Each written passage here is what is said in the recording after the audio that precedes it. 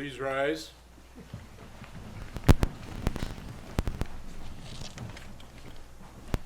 Ladies and gentlemen of the jury pool, no doubt you are aware of the nature of the charges brought against the defendant. No doubt you have seen photographs and film footage and read books that describe the events of the Second World War. In spite of this, do you believe that you can be free of any prejudicial sentiments towards the defendant and come to a verdict based upon the facts presented in this court? Thus, I ask you for that fateful question and ask that you give the defendant, Adolf Hitler, a fair trial. Please raise your right hand. Do you solemnly swear or affirm that you will truly listen to this case and render a true verdict and a fair sentence as to this defendant? I do. You may be seated.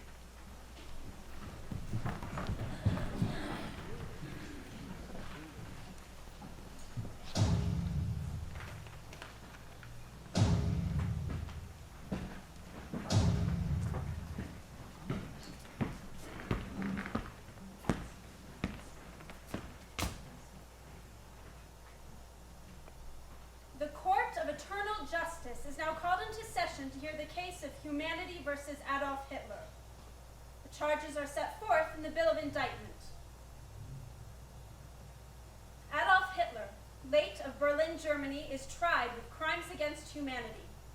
To wit, for inhuman acts against the civilian population before and during the war, including deportation, enslavement, and extermination, for persecution for political, racial, and religious reasons, for the wanton murder of 11 million civilians, including the premeditated and willful extermination of 6 million Jews.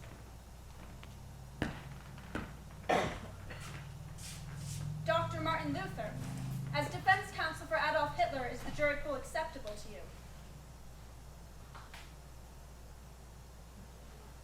Yes, Your Honor. And Frank, is the jury pool acceptable to the prosecution? Yes, Your Honor. The jury selection is complete. At the end of this trial, the jury will be asked to deliberate upon the evidence and come to a proper verdict. Prosecution may begin the case of Humanity versus Adolf Hitler. Ladies and gentlemen of the jury, these crimes perpetrated by the defendant, which we now seek to condemn and punish, were so malignant and so devastating that mankind cannot tolerate their being ignored, because it cannot survive their being repeated. What's at stake here is the moral progress of the world, a trial of humanity's conscience. Prosecution will prove, with meticulous detail, the vast criminality orchestrated by— Your Honor, why burden the court with these tiresome accusations from prosecution's voluminous files? My client admits to everything, but we resent these actions being described as crimes against humanity. My client brought the nations a service for humanity, a service the world desired for a millennium. Dr. Luther, are you telling this court that you admit to these crimes stated in the Bill of Indictment? We admit to these actions which we argue were not criminal. And we ask the judge to assign burden of proof to defense, for we will prove, beyond a shadow of a doubt, that Adolf Hitler is innocent, that he is an instrument of the divine will for the greater good of mankind. But this is highly unusual. Does prosecution agree to these stipulations? Yes, Your Honor. Ladies and gentlemen of the jury, we will bring before you the greatest personalities in the annals of recorded history to prove that Adolf Hitler's policies had their foundation in the greatest minds that this world has ever known. Alas, the most profound artists in history believed as my client did. Christopher Marlowe, Charles Dickens, Johann Sebastian Bach, they knew art was truth, and truth will be served by my first witness, the greatest artist this world has ever known. May it please the court, I now present William Shakespeare. William Shakespeare to the stand. Friends, Romans, Signor. countrymen, lend me your ears. The quality I of come to music bury is so Caesar, strange. not to praise him. It droppeth as the The gentle evil rain that from men heaven do upon the place lives beneath. after these. It is twice The good is blessed. often turned It blesseth him that gives and him that so that taketh. you will seize it. 'Tis Your Honor, let the court take judicial notice of William Shakespeare's incomparable literary achievements. There is one work, however, which defense intends to focus its attention. I wish to now mark and admit it to evidence. Defense Exhibit 1. The Merchant of Venice. Oh. This play, written by my witness in the year 1596, characterizes the Jew Shylock in precisely the mold of bloodthirsty, treacherous enemy of mankind that my client, Adolf Hitler, confronted in Europe nearly 3½ centuries later. Mr. Shakespeare, when you created the character Shylock, who did you have in mind? Dr. Rodrigo Lopez, a Portuguese physician in the Queen's court who was hanged for treason and attempted murder. Oh, who did Dr. Lopez attempt to assassinate? Queen Elizabeth. Oh, and what method did he employ at his attempted murder so foul? He tried to poison her. And what ethnic group is most associated with the art of poisoning? Objection, Your Honor. This calls for a conclusion on evidence not previously submitted. Sustained. Mr. Shakespeare, can you tell us the ethnic background of Dr. Lopez? He was of Jewish extraction. Ah, and did you use Dr. Lopez as your basis for the character Shylock? Yes. Why? The Jews were skilled in the art of murder by poison and... And they were highly motivated in killing heroic Christian personalities. Mr. Shakespeare, what was the basic character trait of Shylock? vengeance against Christians. Oh, the good Christian Antonio refers to himself as the tainted wether of the flock. What does the term tainted wether mean? It refers to a castrated ram. Ah, a pound of flesh. To what part of the body does this refer? The heart. The heart. So, when a man is castrated, does that mean his heart is cut out? No. What part of the man is cut off? His privy parts. So, in fact, Shylock wishes to intend to cut with his knife the genitals of the good Christian Antonio, and his motive is revenge. Objection, Your Honor. The defense counsel is projecting his own castration fantasies onto the Jews, just as he did in his infamous tract, The Jews and Their Lies. Your Honor, it is well known to the Elizabethans that the Jews were forever trying to bring pain and torture upon Christians, poisoning our wells, castrating our genitals, murdering our children, killing our leaders. Lest there be any doubt in the jury's mind, let them see with their own eyes. The play's the thing. With the aid of my witness, we shall recreate Act 4. I'd rather not. Oh, come, master. We bestow upon you the honor of recreating one of your most infamous No, I come, cannot. master. No, Act no. 4. Yes, scene 1, line 123. Gratiano and Shylock in a courtroom in Venice. Gratiano. Not on On my the soul. but on thy soul, harsh Jew. Thou makest thy knife keen, but no metal can. Oh, the Jew as castrator and emasculator. No, not the hangman's axe. There hath the keenness of thy sharp envy. The Can Jew. no pierce thee. As heartless and merciless.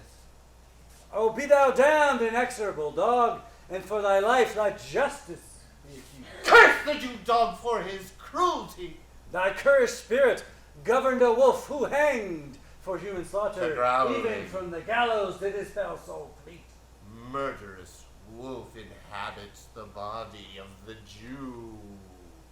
Whilst thy layest and thy unhallowed dam infused itself in thee, for thy desire our wolfish, bloody starved and ravenous. The Jew as abductor. The Jew as bloodthirsty killer. The Jew as treacherous enemy of man. Oh, Your Honor, our point is made. My client sought to protect mankind from the Christian-hating, revenge-minded, bloodthirsty Jewish viper. No. Act 3, Scene 1. Hath not a Jew eyes, hath not a Jew hands, organs, dimensions. No further question. If you prick us, do we not bleed? Does prosecution wish to cross-examine the witness? Yes, Your Honor.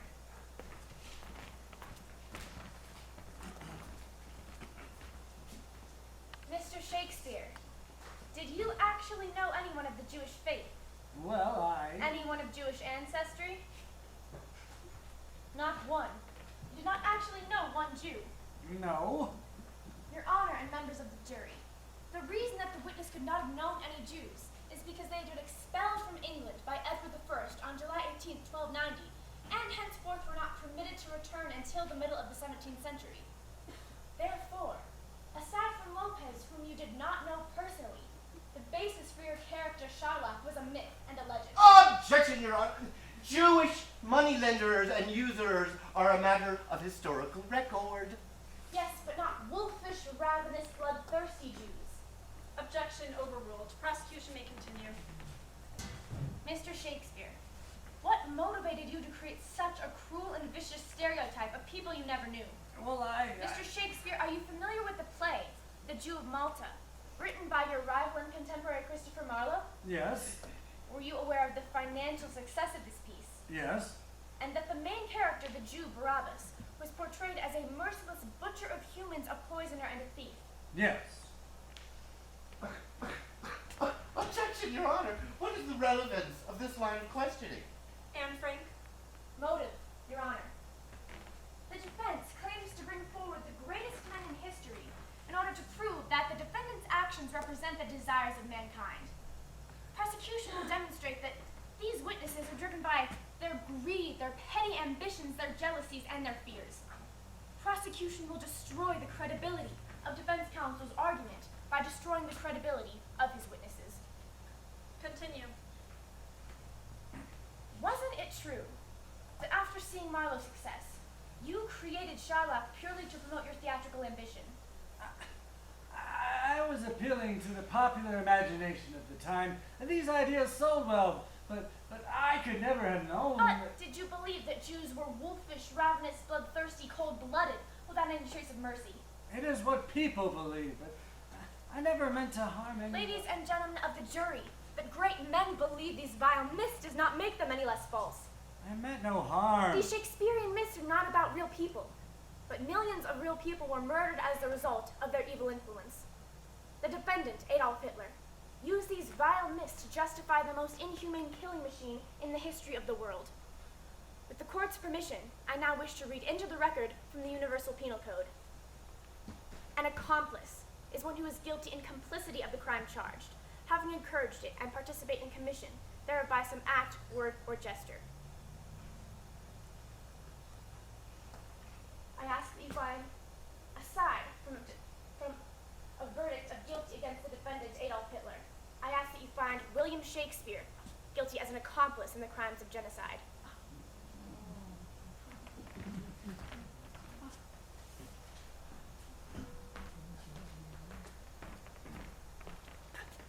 I gave you Hamlet, Romeo and Juliet, King Lear.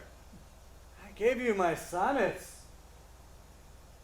You quoted me at your most solemn occasions. Oh, what a piece of work is man! How noble in reason, how infinite in faculties, in form and moving, how express and admirable. I could not have known the twists and turns of history, that my words would be used as daggers. Remember me as the poet you loved, not as the purveyor of hate.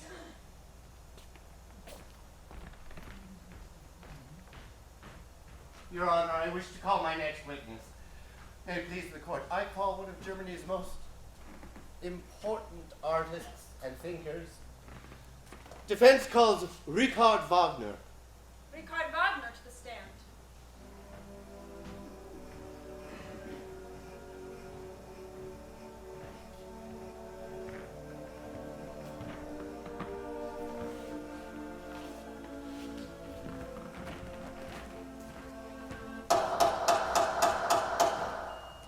Your Honor, it is well known that Herr Wagner was a great influence on my client. Adolf Hitler once said, if anyone wants to understand National Socialism, they must know Richard Wagner. Herr Wagner, could you give us the essence of your racial ideology? Of course, as my operas artistically symbolized, it was the Aryan who was the founder of the higher humanities, so therefore he was justified in his dominance and exploitation of the lower breeds. Who were the lower breed? Colored people.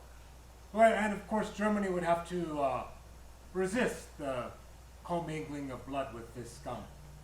And, well, that wasn't the real problem. What was the real problem? The Jews Oh. magnetized everything they touch. The Meyerbeers, the Mendelssohns, the Offenbachs, contaminating everything like some horrible replicating virus from which there was no cure. What would be the result if a German intermarried with a Jew? If a Jew had relations with an Aryan, Mongolization would be the result. Huh? Was there a Jewish impact on the cultural life of Germany?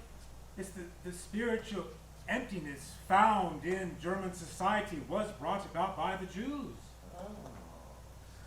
Can you tell us why? Because they hanker only after money and material things. Why? Because they have no culture of their own, so therefore they must live as parasites in their host nations. Huh. And the Jewish contribution to music? They have no creative inspiration musically, only their yodeling, gurgling, and babbling sound, which they learn in their synagogues. Did you believe the Jews caused a real threat to the existence of Germany? Yes. Our Aryan race was being destroyed by the Jews. Huh. Why? Because the Jews are nothing more than cannibals, educated to be the business leaders of our society. Did you believe that the elimination of the Jews would bring freedom to Germany? Of course. Did you propose a solution? Yes. Can you tell the court what it was? The Jews would have to be eliminated from society. How would the Jews be eliminated? Assimilation, immigration, or perhaps well, as I proposed in my operas, there was a real need for a great solution. Which was? Destruction. Your witness. Your Honor, I now wish to mark it into evidence Prosecution's Exhibit A, a caricature of the witness that appeared in the Austrian magazine Der Fleur in 1879. This drawing depicts our Wagner as being Jewish, happily reading stock quotations and surrounded by Jewish children. Herr Wagner, why would a fashionable literary magazine depict you as being Jewish? Because my enemies were always very jealous of me and would stop at nothing to ruin my career. Herr Wagner, in your autobiography you state that your father was Karl Wagner? Of course. So then Karl Wagner was your father by blood? Absolutely. Herr Wagner, are you familiar with the name Ludwig Geyer? Yes. Geyer was a very close friend of the family. A close friend of the family or a close friend of your mother's? What are you insinuating? I'm insinuating what you yourself believe. That Ludwig Geyer, who you thought to be Jewish, had an affair with your mother while your father Karl was philandering with actresses at the Leipzig Theater. Liar! Furthermore, that you were the offspring of this affair. Objection, Your Honor, this is pure speculation. Does prosecution have any proof? Your Honor, I now wish to mark and admit into evidence Prosecution's Exhibit B, the private papers of Richard Wagner that he entrusted to his close friend and confidant, Friedrich Nietzsche. These papers indicate that the witness believed in the possibility that his real father was Ludwig Geyer, and furthermore that Ludwig Geyer was a Jew. Objection overruled. Prosecution may proceed. Ladies and gentlemen of the jury, I submit to you that this witness created his Aryan myth in order to disguise the fear of his own possible Jewishness. Your Honor, this is ridiculous. Continue. You were born in the Jewish quarter in Leipzig. Yes, well, so what? Your childhood sweetheart Leah David was Jewish. No, Your classmates and the townsfolk believed you were a Jew. no. You remember what they said. Jew boy, Jew boy. Enough of this madness. You were ashamed to be a Jew. No, damn it, it was the Jews who were destroying our Germany. The real motive for your anti-Semitic agenda was the fear that you were possessed of the Jewish blood, which you so reviled. The great solution that you called for in 1881, the destruction of the Jews, inspired Adolf Hitler to recreate your operas 60 years later. But these operas, members of the jury, had different names. They were called Bergen-Belsen, Buchenwald, Dachau. This is Richard Wagner's artistic legacy to humanity.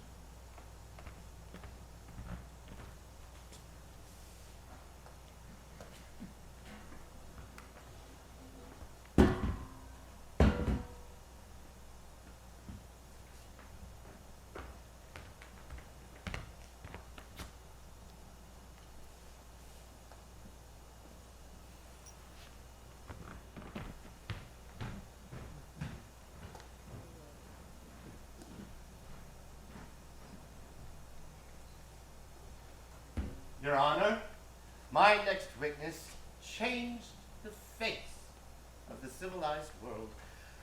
His very name is synonymous for the progress of mankind. Defense calls Henry Ford. Henry Ford to the stand.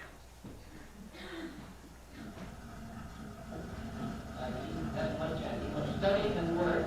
He must go back in any art as far as he can to think of the very beginning. The more he goes back, the further he will be able to see ahead.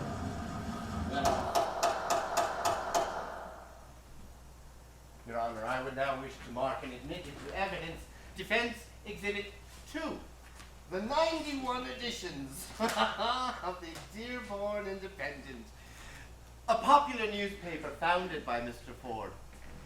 In the 91 editions of this newspaper, published between 1920 and 1927, Mr. Ford, did they have articles which stated that the Jews instigated World War I?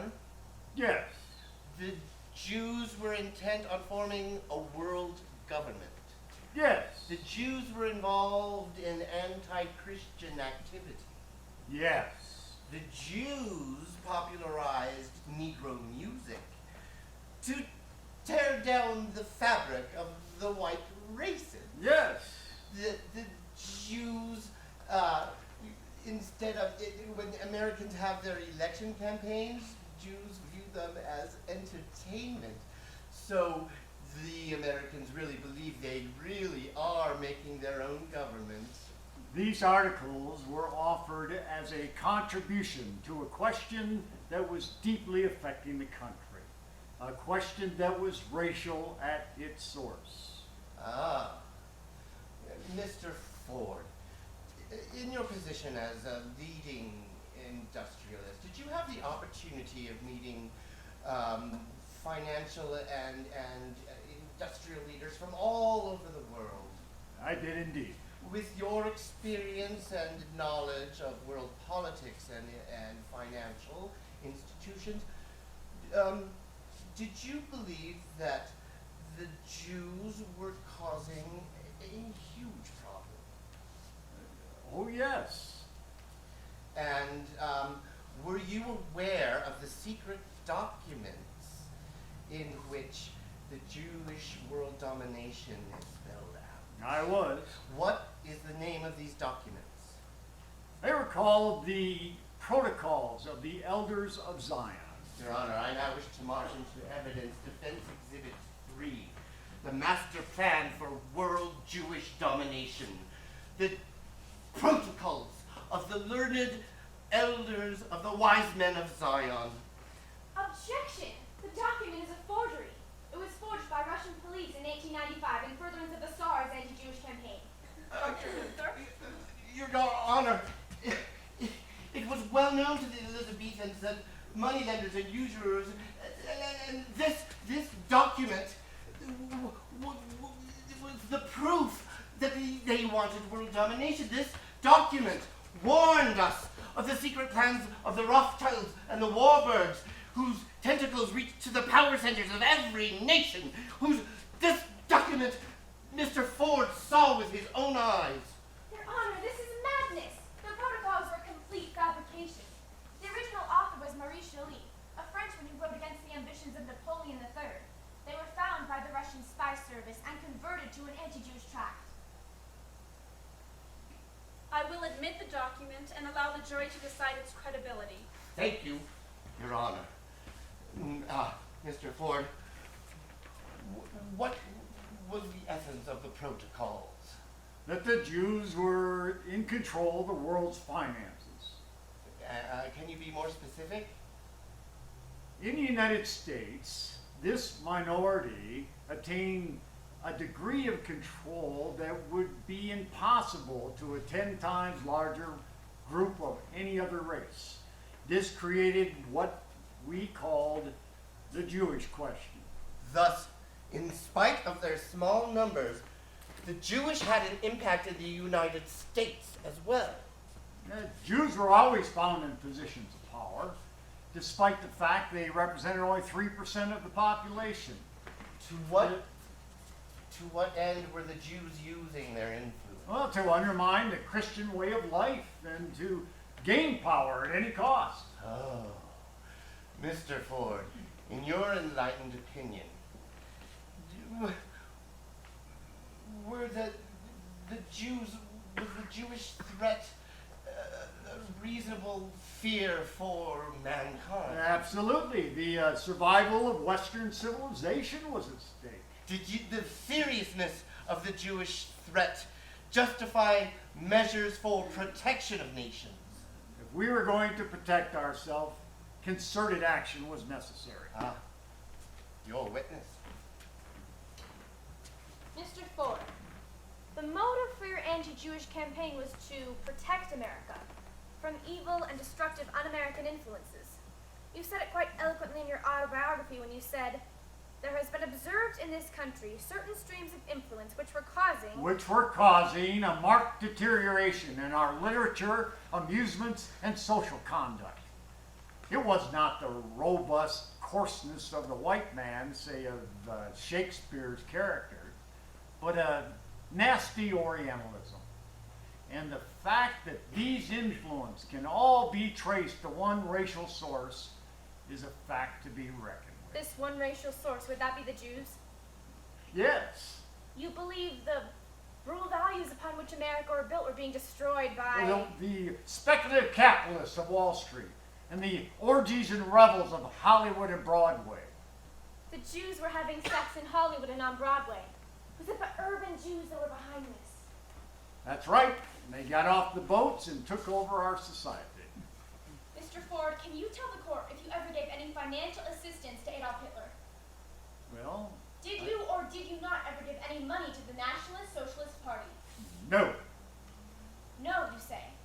I now wish to mark your into evidence prosecution's Exhibit C, a report by the Vice President of the Bavarian Diet, dated February 1924, which offered information that, and I quote, "The Hitler movement was partly financed by an American anti-Semitic chief, who is Henry Ford." That is a lie! So received.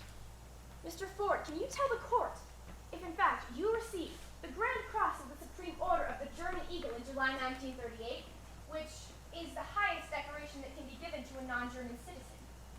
Yes. I received and accepted it with honor. And the medal came along with a congratulatory message from Adolf Hitler. Mr. Ford, why was the medal awarded to you? For my pioneering efforts in mass production factories. These achievements in mass production technology, were they applicable to other industries? Yes. I would like to place before you certain blueprints and ask you to describe them to the jury.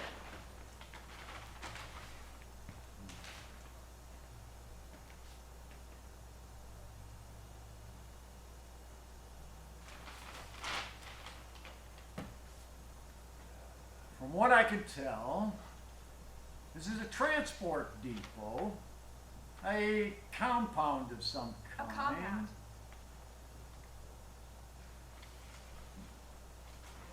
Yes. You see over here is a railway terminal where the livestock is unloaded, and a compound where they are to be. Get these away from me! No one knew what kind of factories they were building. I now wish to mark and admit into evidence prosecution's Exhibit D, the Third Reich's blueprint for the construction of a factory in German-occupied Poland. A factory in an abandoned railroad yard. A factory employing the latest technology and assembly line efficiency. Its name will go down in history as the most infamous factory ever built. Its name was Auschwitz. Mr. Ford, during your peak production, how many cars could you produce in a single week? 20,000, 30,000. And can you give us your estimate as to how many Jews were murdered each week in Hitler's death factories? This is slander. I don't belong in this courtroom. Did the Nazis ever ask your assistance in the construction of this factory? No! Do you know if the Nazis ever used your designs for their master blueprint for genocide? You can't link me with Hitler. I would never have been part of something like this. You circulated a known forgery about the Jews for 7 years. You founded a newspaper that spread your brutal propaganda to millions of Americans. You financed the Nazi propaganda with your own money. You received the German Medal of Honor from Adolf Hitler in 1938, and now you say we shouldn't link you with the defendant. Rabbi Franklin was my friend. Did you ever consider the connection between your actions and the Nazi killing machine? I gave Rabbi a new car every year.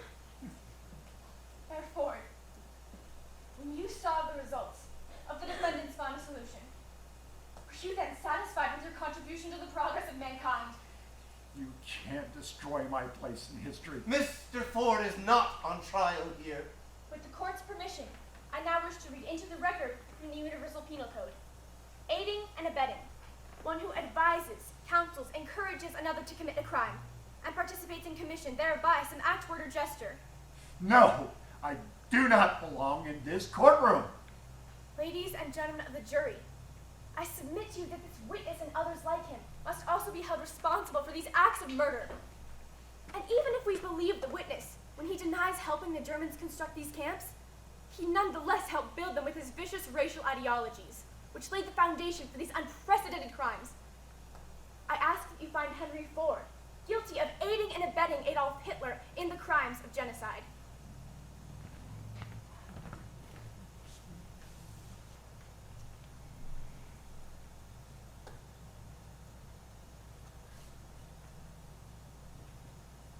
Don't you recognize me?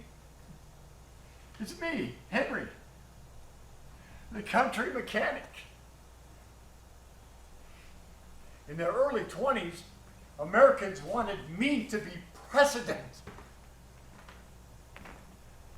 When I saw what they did to the Jews, I was sick. It was for the good of the country that I spoke up.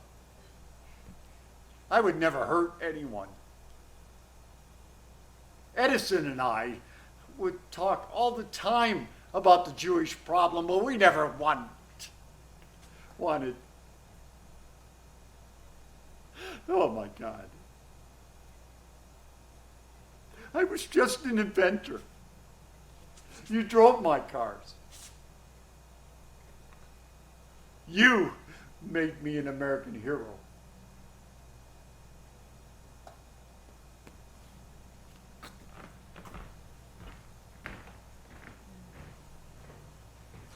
Your Honor, the testimony of my next witness will demonstrate once and for all that my client's actions had the endorsement of the most powerful nations in the world.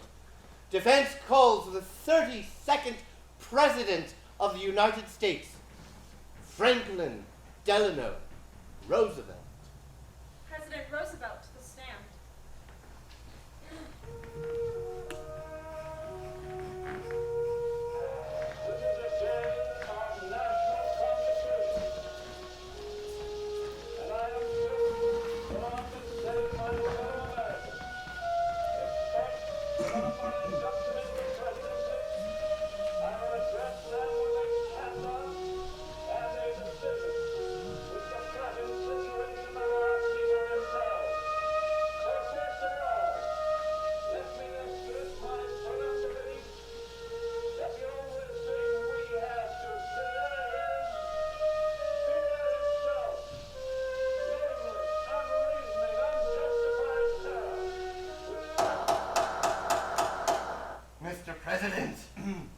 Would you characterize for us the Roosevelt administration's policy on the Jewish refugee question between the years 1938 through the end of the war?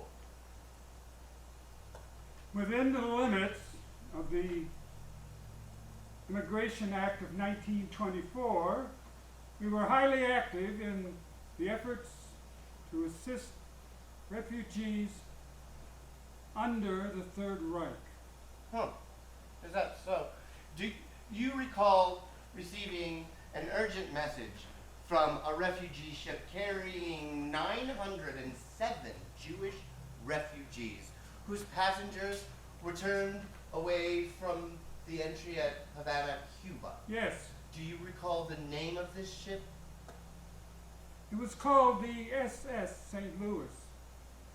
It departed from Hamburg, Germany on May 13, 1939, and reached the port in Havana at the end of May. We assisted the American Joint Distribution Committee with their arguments with the Cuban authorities to grant entry to the passengers, but to no avail. Well, what happened to the ship after it was ordered to leave Cuban waters? The ship entered U.S. waters on June 6th, and we received a request from the captain to offer safe harbor to the passengers at one of our ports in southern Florida. Huh. What was the disposition of this request? Based on the Act of 1924, the U.S. government had no choice but to deny the request. Oh. Well, what did you think would happen to these Jewish refugees if they returned to Nazi Germany? You knew they would most likely end up in concentration camps. But you did not care. You wanted what my client wanted. And that was? A Jew-free world. That's a lie. America was committed to racial freedom, religious freedom, total equality. Racial equality? Absolutely. Your Honor, I would now mark and admit into evidence Defense Exhibit 4. This is a text of a conversation between President Roosevelt and the senator from Montana, Burton Wheeler. The conversation is dated August 13th, 1939. President writes, "Dear Burton, you and I are of old English and Dutch stock. We know who our ancestors are. There's no Jewish blood in our veins." Mr. President, this sounds a lot like Dr. Goebbels.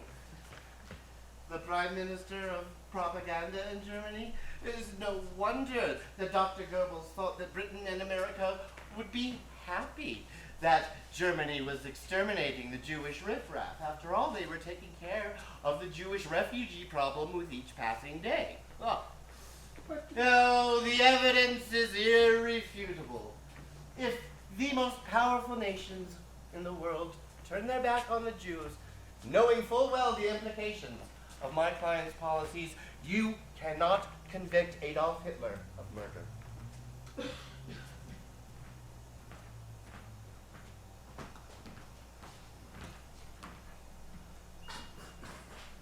Eleanor, is that you?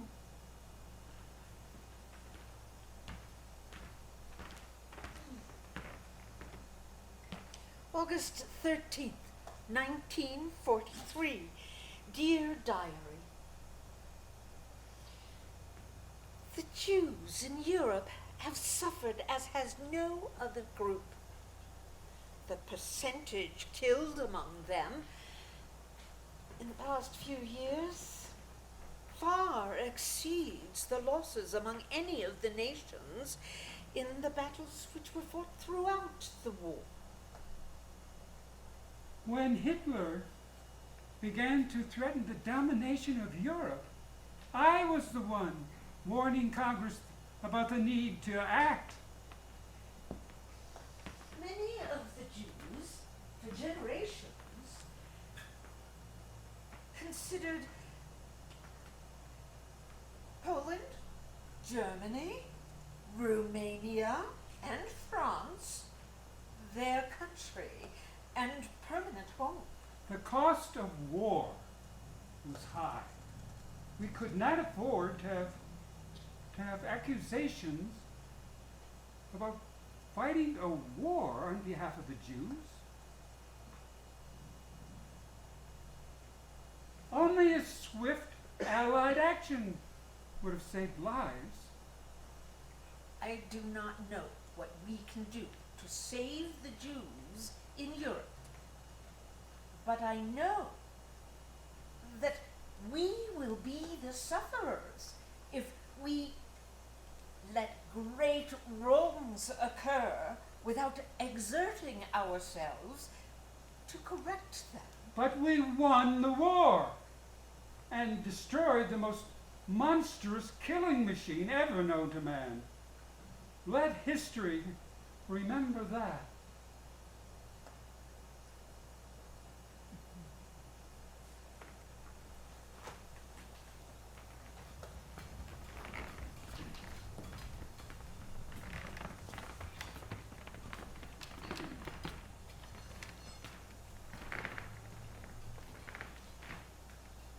Does defense wish to call any other witnesses? Defense rests, Your Honor. Does prosecution wish to present any evidence? Prosecution will call only one witness. Is the witness in this courtroom? Yes, Your Honor. The court does not see you. Your Honor, prosecution calls Dr. Martin Luther to the stand. But is prosecution playing legal trickery on this court? No, Your Honor, defense counsel's testimony is relevant to the issues in this trial. Well, Dr. Luther, this court will not compel you to testify as a witness for the prosecution. No, no, no! Your Honor, let's see what this child has up her sleeve. Please, take the stand, Dr. Luther. Your Honor, I would like to read into the record Dr. Martin Luther's proposal for dealing with the Jewish question. Adolf Hitler would employ these same methods 400 years later, and would be forever grateful for Dr. Luther's advice. First, to set fire to their synagogues or schools, and bury and cover with dirt whatever will not burn, so that no man again will ever see a stone or cinder of them. Second, I advise that their houses also be razed. And destroyed. For they pursue in them the same blasphemies as in their synagogues. Third, I advise that their prayer books and Talmudic writings, in which such lies, curses, blasphemies are taught, be taken from them. Fourth, I advise that their rabbis be forbidden from teaching henceforth upon loss of life and limb. Thank you, Professor. Now, is it true that you did not always harbor these hostile sentiments toward the Jewish people? In fact, at the outset of the Reformation, you advocated a much different approach to the Jewish question. In your infamous text, that Jesus was born a Jew, you said, if we want to help them, we must be guided in our dealings with them, not by papal law, but by the law of Christian love. What caused this change in you, from compassionate Christian to violent anti-Semite? They left me no choice. I offered my hand to them in Christian kindness. They bit it like a viper. In your text, you say that they perverted the real meaning of Scripture. How did you know this to be true? I debated their learned rabbis. Was this a public debate? Yes, it took place in front of an assembly of our students and followers. Did this debate occur before you turned so violent against the Jews? Yes, it did. Your Honor, is there any relevance to this line of questioning? Anne Frank, Give me a moment, Your Honor. continue. Who won the debate? Christianity won the debate. You mean you won the debate? Yes. You won the debate because you were the leading Hebraic and biblical scholar in the Holy Roman Empire? Perhaps. And the level of skill possessed by the rabbis. They were learned. In fact, you said, and I quote, the rabbis knew the Torah so well that there was not a letter in it They twisted the real meaning. The fact is that you lost the debate and were humiliated in front of your own students and followers. No! Your Honor, must I endure this childish nonsense? And having been humiliated by the rabbi's superior knowledge, you then turned against the entire Jewish community with a vengeance not seen again for 400 years! You weren't there, you little Jewish bitch! Dr. Luther, This witness, filled with Christian love and charity, set the foundation for the most hideous crimes ever seen in the history of the world. They gave me no choice. If the Jews would have listened to me, I could have persuaded them that Christian brotherhood is God's will. I gave them my hand in Christian fellowship. But they rejected your message, so you turned against them with a vengeance. They left me no choice. I offered them kindness, they gave me blasphemies. They turned their back on the Messiah. God delivered his wrath upon them. It was your wrath that gave inspiration to Adolf Hitler. How dare you talk of Christian fellowship? Christ would know you from a pig! Burn in hell, Jewess! another outburst will bring a finding of contempt. Ladies and gentlemen of the jury, I ask that you find this witness an equal partner to Adolf Hitler in the crimes of genocide.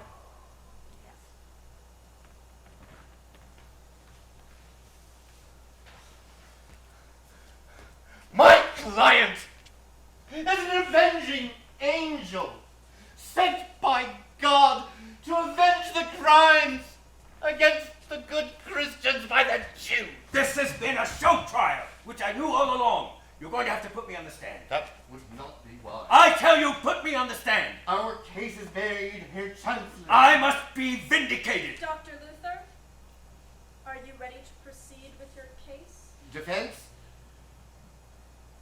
wishes to exercise its prerogative to call the defendant, Adolf Hitler, to the stand.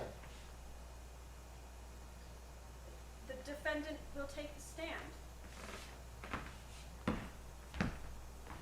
Thank you, Your Honor. Herr Chancellor, are you familiar with the minutes of the Evian Conference, heretofore introduced into evidence as Defense Exhibit 5? Yes, I am. Could you give us the essence of the conference? This was a conference of 32 nations, inaugurated by the United States, called to consider the possibility of raising immigration quotas to accommodate the 600,000 Jews living in Germany and Austria. Oh. In 1938, were you willing to let the Jews leave? The record clearly indicates that the Reich was prepared to let the Jews leave if someone would take them. What was the disposition of the conference? That no nation was prepared to raise its quotas to accept these refugees. Oh. And when no nation would take them? Their fate was sealed. The world gave its judgment, and I carried it out. The time had come to prepare for the implementation of the Endlösung, the total and final solution to the Jewish question. This trial proves, beyond a shadow of a doubt, that I was God's instrument for the protection of the civilized world. You have heard the testimony of the greatest men in history. Dr. Luther, the German prophet, the greatest German of all, said it in his writings 400 years ago. Set fire to their synagogues, burn their houses, herd them like cattle into barns. We did exactly what our great leader demanded, and his solution had been dictated to the rest of the world. Where do you think we got our ideas? What do you think was the foundation of our policy? The forces of history converged in the 20th century to do what the civilized world had wanted us to do for centuries. We carried out that judgment. The French, the Austrians, the Poles, the Hungarians, they couldn't wait to give us their Jews. marks a turning point in history. This will be the day of an awakening, a day called for by our great hero Richard Wagner 60 years ago. Germany will rise to its natural place as a world power. Deutschland erwache! No further questions. Does prosecution wish to cross-examine? Yes, Your Honor.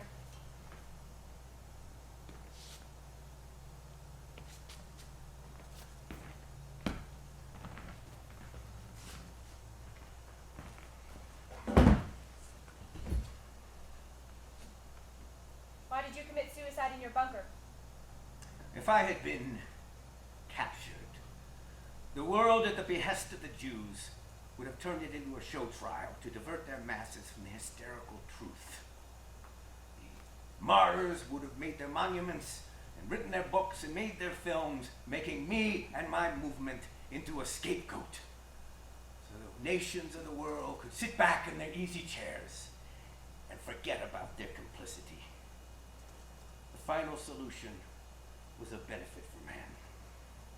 We shall see. For the record, would the final solution have included Albert Einstein and Niels Bohr, Nobel Prize winners in physics? The theory of relativity signaled the approach of Jewish world rule, which was to force down German manhood to the level of lifeless slave. Would the final solution have included the writers, Franz Kafka and Marcel Proust? Yes, into the flames. Would the final solution have included the painter Marc Chagall? Yes, Would the final solution have included the pianist Vladimir Horowitz? yes, and forever, yes! Would the final solution have included Jesus the Nazarene? What? Do you not remember, Herr Chancellor?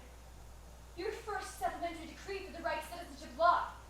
A Jew is anyone who is descended from 3 grandparents who were racially full Jews. Objection! Answer the question! Would the final solution have included Jesus the Nazarene, descended from the house of David? Your objection! The question is too hypothetical. The question goes to the issue of the accused's intent. Objection overruled. Prosecution may proceed. If Jesus were selected to go to the ovens of Auschwitz, and he appealed to Gestapo Kommissar Eichmann, Herr Eichmann, surely it cannot be a crime to be born a Jew. Would Eichmann have said Selection? Your Honor, I object. Overruled. If he besieged SS Reichsführer Himmler, Herr Himmler, I appeal to you for mercy. Surely to be born a Jew in the service of the Almighty does not deserve the oven and the pit. Would his answer have been Selection? If Jesus appeared before you, Herr Chancellor, Reichsführer Hitler, you are my last resource for mercy. Surely would not include me in the final solution to be born a Jew. Do I deserve so cruel a fate? Herr Führer, would your answer have been Selection? Yes! Yes! Yes! So you, Adolf Hitler, Reich Chancellor, Supreme Ruler of the Aryan race, you are the Christ killer! I would have put you in the oven with the rest of the vermin, you filthy Jew! Order in the court. I have no further questions. The witness will step down.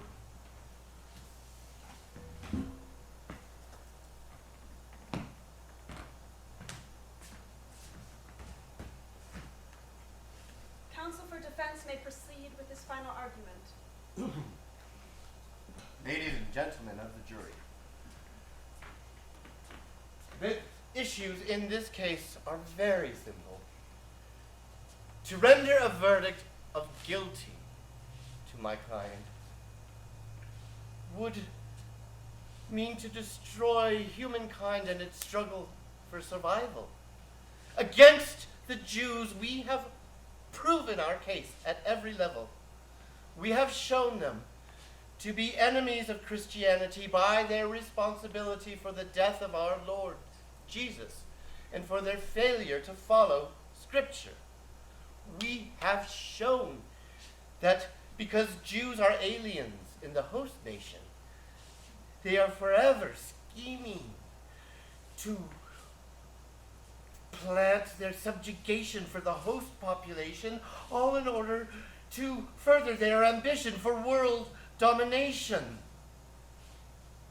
Dulce decorum est pro patria nore. It is a sweet and honorable thing to die for one's country. Adolf Hitler, citizen, leader, patriot, gave his life for Germany, Christianity, all mankind. This jury has only one verdict: innocent.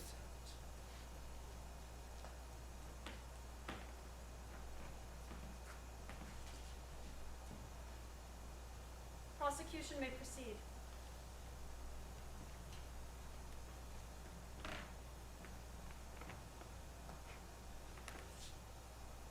Justice is far from us. Neither doth righteousness overtake us. We look for light, but behold darkness. For the testimony we have heard today compels us to examine the deepest instincts of our human nature.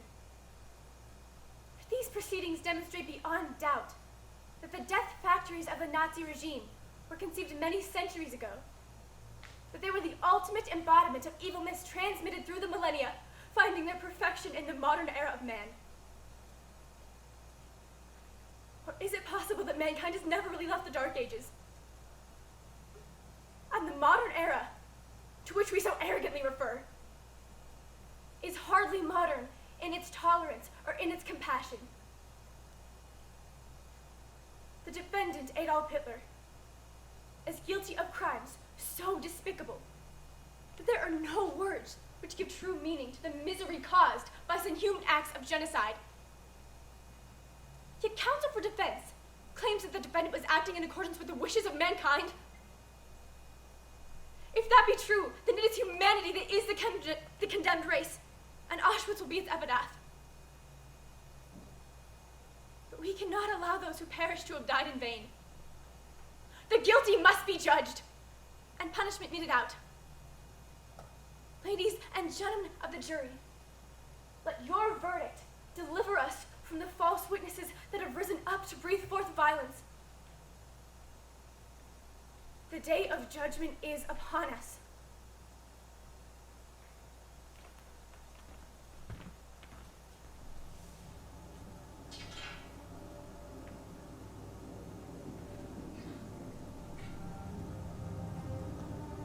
It's really a wonder that I haven't dropped all my ideals, because they seem so absurd and impossible to carry out. Yet I keep them, because in spite of everything, I still believe that people are really good at heart. I simply can't build up my hopes on a foundation consisting of confusion, misery, and death. I see the world gradually being turned into a wilderness. I hear the ever-approaching thunder, which will destroy us too. I can feel the sufferings of millions.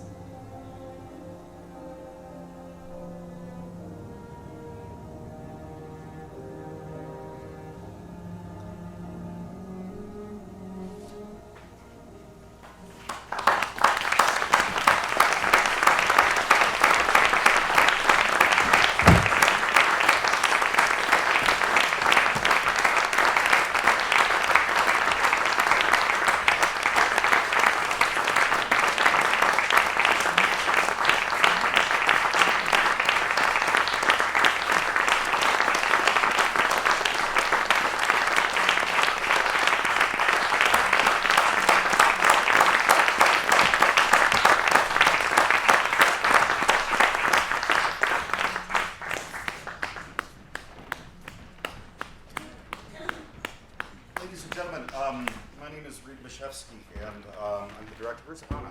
You want to come on up? And any of the cast members that would like to join us.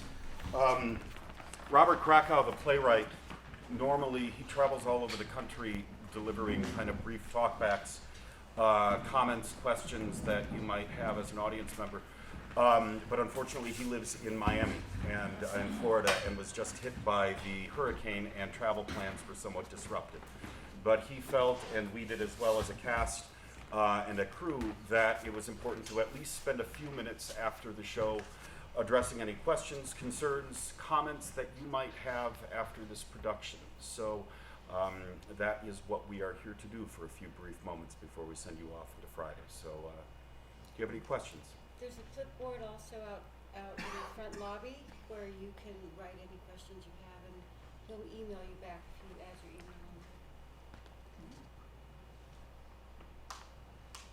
Yeah. It has more to do with the acting style. The cast was fantastic. It was wonderful.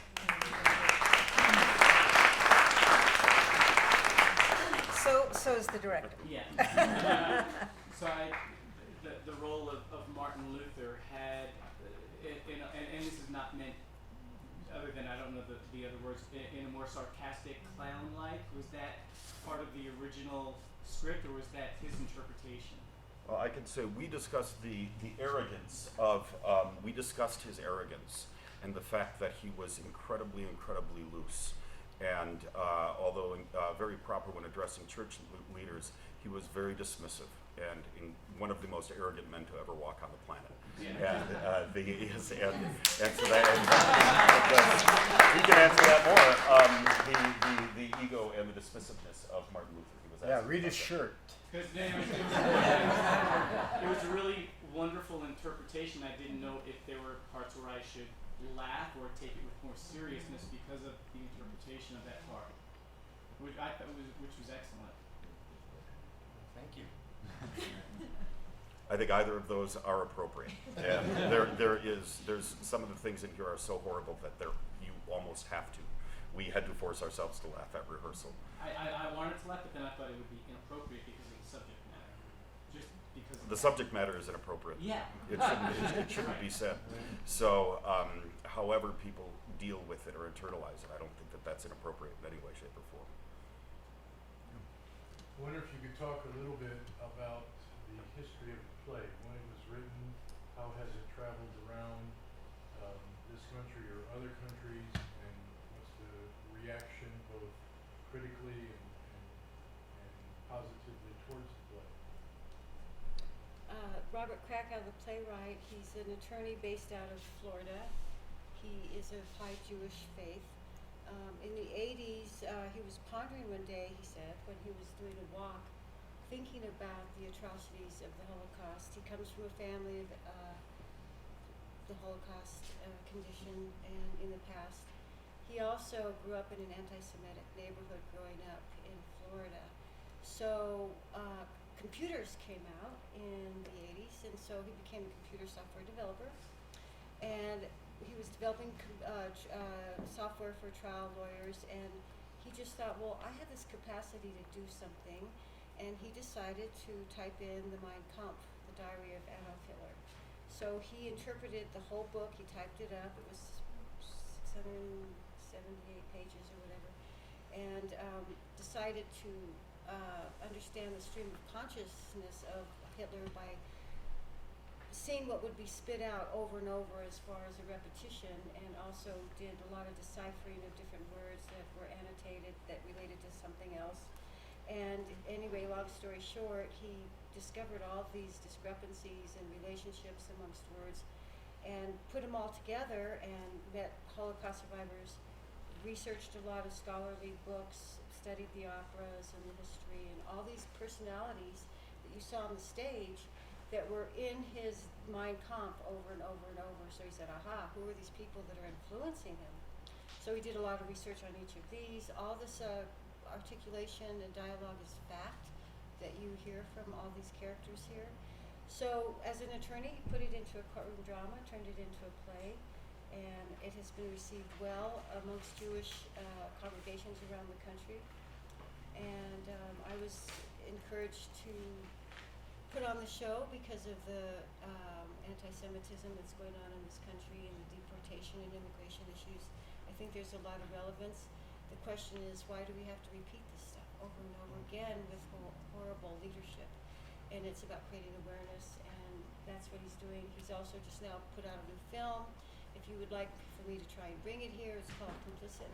It's about the SS St. Louis. He has a play that he did on Roosevelt, the trial of Roosevelt, and the USS St. Louis. It's now a film, and he's got Holocaust survivors in that movie, and that's traveling around the country right now. It certainly is a history lesson.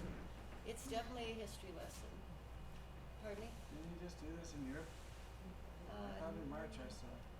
Not in Europe. No, not yet. Thank you. Thank you very much. And like Anna said, if you have any questions, there is a board out there, and he will personally respond to each and every question. And we appreciate you guys supporting Santa Fe Theater and supporting this production. And it's got 3 more shows. Yeah. I do have one question. In the traveling of this piece of work, is there any evidence to show that people attending understand the culpability of the crimes? In other words, that they come from not just Hitler, but from us? That was, and they'll all have, before I decided to do this show, and she sent it to me, and I said to my wife, I'm not responsible for the Holocaust. And I said this to the cast when we first read. But then I started thinking about what sort of behavior, and I think what this play is really about, is these people who are world famous, celebrities, entertainers, politicians, whatever it is, what sort of bad behavior do we allow and do we look away from as long as their ends justify our means? Exactly, and that's my question. Are audiences seeing that correlation between themselves and the characters in history and the, repetition that we see in history as well? In ourselves. Ask this audience. Maybe the next election will tell us. I think it's part of the deliberation that we want you to go home with for yourself. Thank you. We can talk about this and go on for hours, but this is for the audience to go home, reflect, and think about it yourself. And the part of the show is about bringing awareness so that we can bring more of a positive impact. How to be good people, how to influence and make our kids feel better about life, and stop the hate. Somebody said in last night's audience that every high school kid should see this play. We need a grant. Noni? One thing we've been hearing is that a lot of people saying that they, in particular, weren't necessarily aware about Henry Ford, and that those are his words. And so I think that's something to ponder for people. Otherwise, I'd say the answer to that question, mostly it's probably slightly somewhat a preaching to the choir of who would actually come to see this. If you're Jewish, which I am, my parents wouldn't go near a Ford purchase. There was never a Ford vehicle. Yeah. I grew up and was told Ford was a virulent anti-Semite. I think most Jewish, I grew up in the 50s and 60s. I guess I'm still growing up. I think most people in my generation who grew up in a Jewish household knew that Henry Ford was just an absolute anti-Semite. That's not new to me. I think the cast did a great job. I was actually, and the director as well, I was actually wondering if you were going to, since Anne Frank, as the prosecutor, was asking the jury to consider this one as an accomplice, this one as an aider and abettor, this one as a co-conspirator, whether at the end you were actually going to hold the jury or ask people to drop. Mr. Krakow usually does do that, and we considered having a little poll or anything like that, but I think it's more, with him not being here, because he's done these for years, with him not being here, it's like Anna said, it's more for. I mean, and again, I thought the whole production was great. To part of the issue about people being good people. As a lawyer, I looked at some of the elements and said, some of what the prosecution was asking to be considered as a co-conspirator, as an aider and abettor, from a technical point of view, might not make it because there is, as vile as it is, and you can see it vile today, there is free speech, okay? So if you took a legal analysis of, was this person culpable, morally culpable? For sure, okay, for spreading hate and vitriol, sure. Was that person legally culpable? Maybe not. Maybe Henry Ford, who wrote checks and actually aided and abetted and did an act as opposed to just espouse, action. Again, I love the show. think it's important to recognize that this is the court of eternal justice. So while it's intentionally modeled after our court system, it's eternal justice. I got it. It's like a Yeah, court and trial. and I think it's very important in this play that, for example, I was talking to a friend of mine a couple weeks ago about the play, and I told her about FDR, and she said, "Well, is that true?" Well, yes, and she was just stunned, and so that historical learning, for one thing, but also seeing and hopefully learning our own capacity for racism that's unconscious, unaware, within ourselves, and that it's all around us. Are we complicit in what's happening in the Bahamas? The fact that these people can't come here and get jobs because our president said that they don't have their papers and their papers are underwater? We're complicit. As this shows, we're complicit in what's going on with our president today. That's what I believe, in all areas. So what can we do, as people? Vote, for one, and other creative things that we can do to try and encourage people to make change. We have to do something. We can't be sitting and be silent.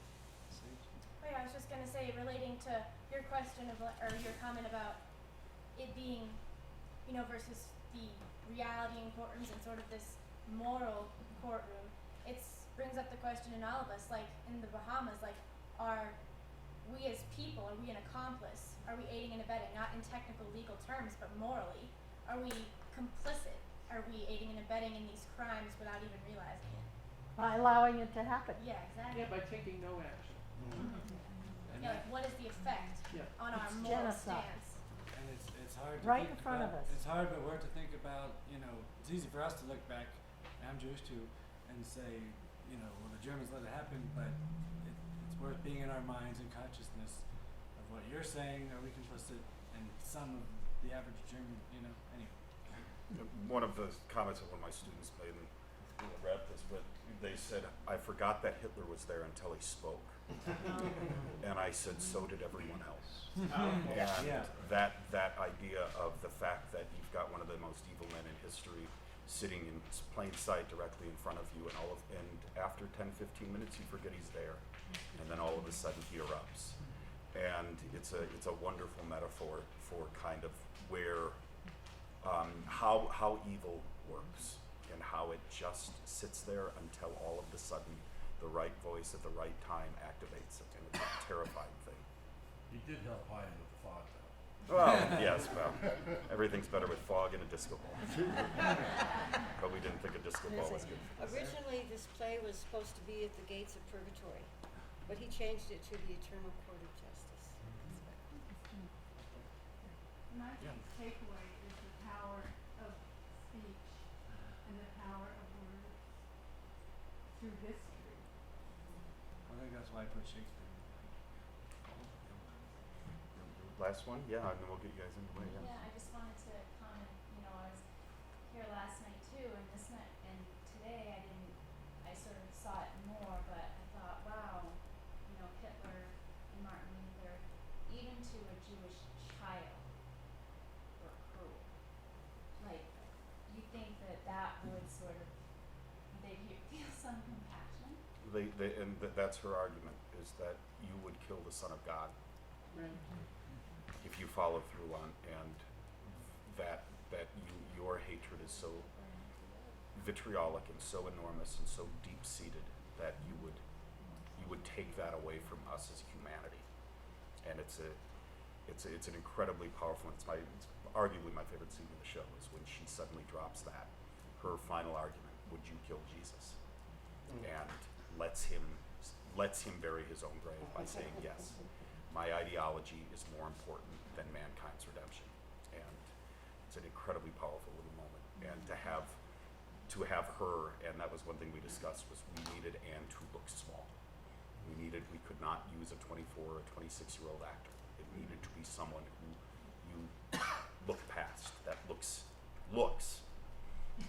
weak, and that people can dismiss, and all of a sudden this one little girl who has been teaching us about hatred for 80 years, 70 years, suddenly, steps up and delivers those knockouts. So, thank you very, very much, everybody.